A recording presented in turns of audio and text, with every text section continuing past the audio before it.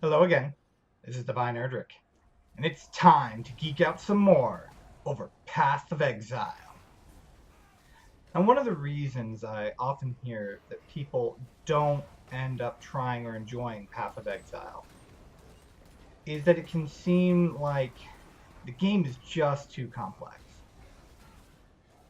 And while it's true that Path of Exile systems allow for incredibly rich, deep character customization, this does come at the expense of a steep learning curve. Extra credits, by the way, has a video on depth and complexity that is a great watch if you aren't sure what the difference between those two things are. But the short version is complexity is how difficult game mechanics are to grasp, while depth is the potential gameplay those mechanics create. Now, Path of Exile has ended up with some pretty complex mechanics while pursuing the goal of giving players more control over their characters and equipment.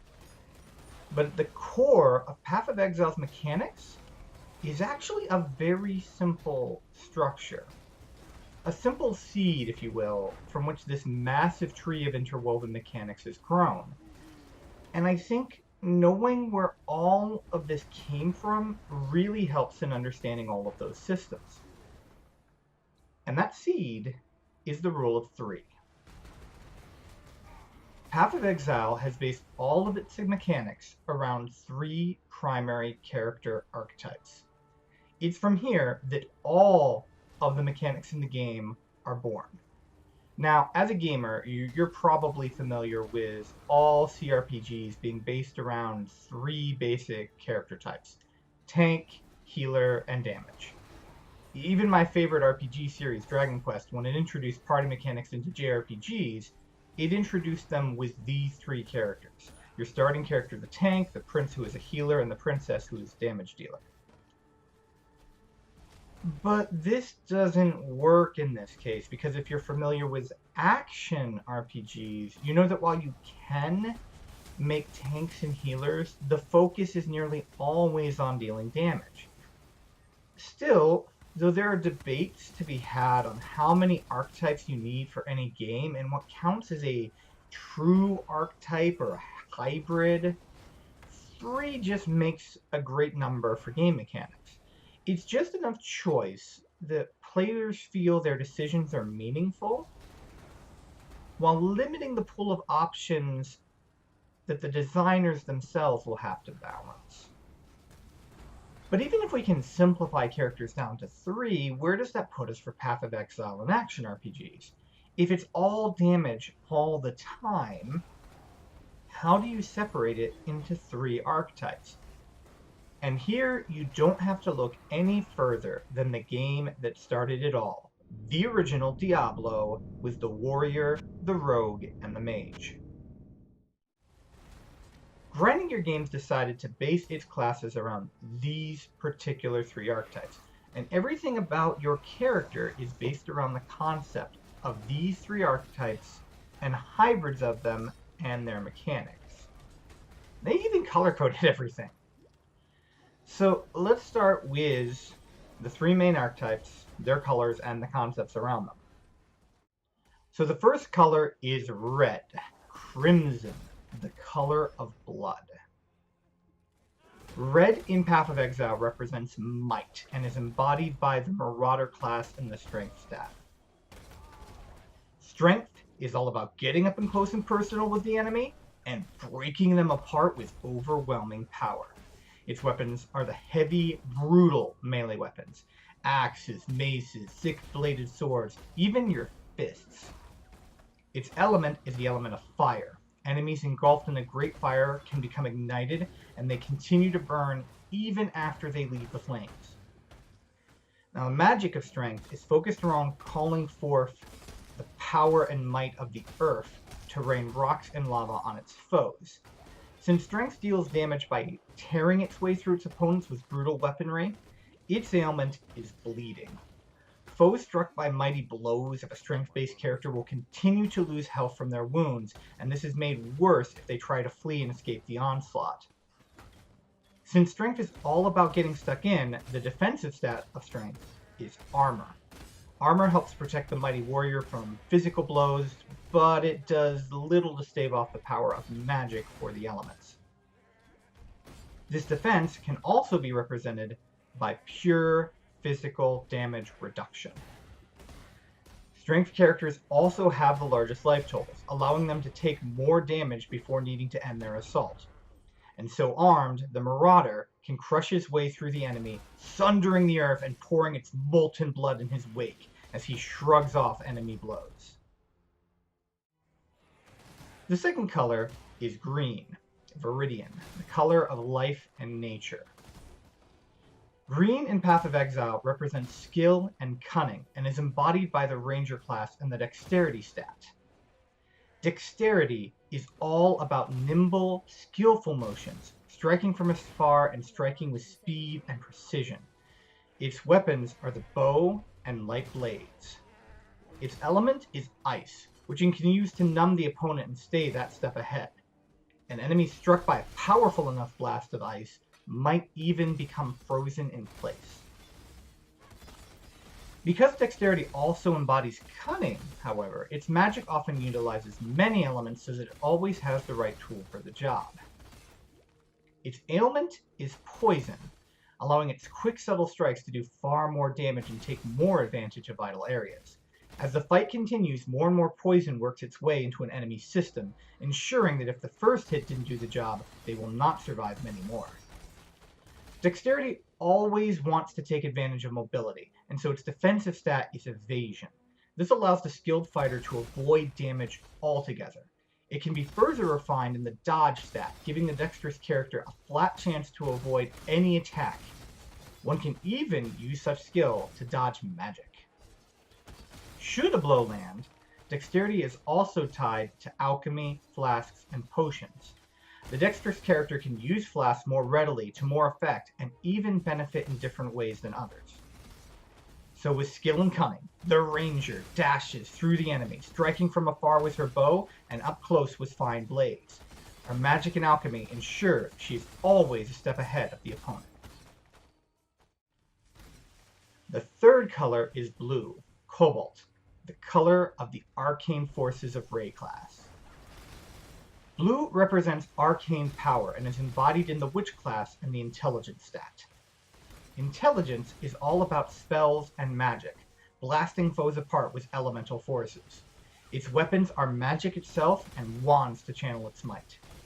Its element is lightning, the raw power of nature. A foe struck by lightning may become shocked, the energy coursing through their body amplifying any damage they take. But spells can tap into any of the forces of the world. However, unlike Dexterity, which focuses on mastery of multiple elements, Intelligence tends to focus on the power of a single element and mastering that element to its fullest. Its ailment is the Curse. Spells designed to hinder foes, slowing their movement, weakening their limbs, and lowering any resistance to the magical onslaught. Since Intelligence does not progress either the toughness of the body or the speed of the limb, magic is instead used to defend the caster through an energy shield. The shield can absorb the enemy's assault, even an attack created by magic or the elements, while leaving the mage unscathed. And should the enemy destroy the shield, only a brief moment away from danger is needed to restore it. When that's not enough, the power of the mind can help absorb some of the damage sustained. In this way, the mana used to cast spells can act as a second pool of life. But all of that is assuming an enemy can even strike a caster. In addition to raining destruction from afar, spells can also be used to summon minions to fight in the caster's stead, slowing the enemy's advance. With this power, the witch can be a truly terrible opponent to behold. Her animated corpses march ahead of her, tearing their way into the enemy already weakened by her hexes. Those that can still stand and fight are focused down by a powerful spell or of just the right element. So there you have it, the three main archetypes and the three main concepts from which all of Path of Exile's mechanics are built. As we go on, I'll continue to talk about where these concepts and mechanics take root from this to branch off. But right off the bat, before we end this video, let's show how these concepts can be used to create hybrid ideas.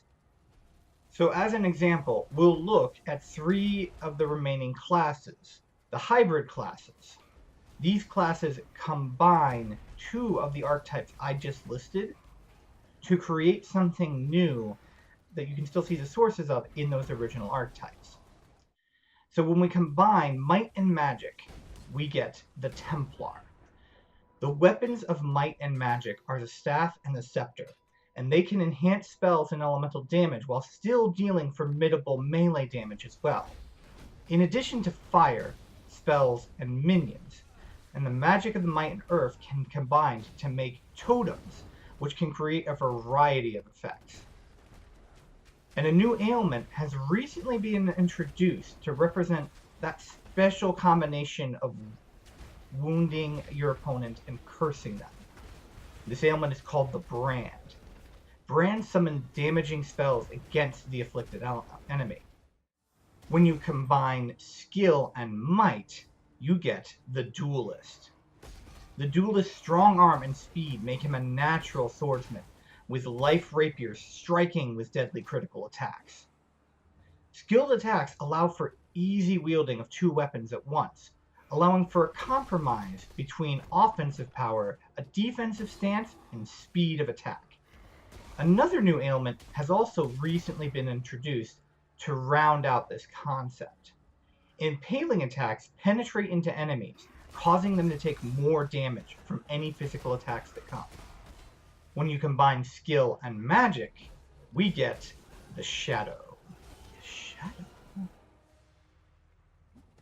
With his deadly accuracy and cunning, the Shadow makes ready use of claws and daggers, stealing the vitality from his foes. Combining magic and cunning, dexterity, mines can be created, allowing skilled fighter to prepare a magical assault ahead of time. And then finally, you can also use this mechanical guile to create traps that do everything from pinning a foe in place to creating potent elemental damage.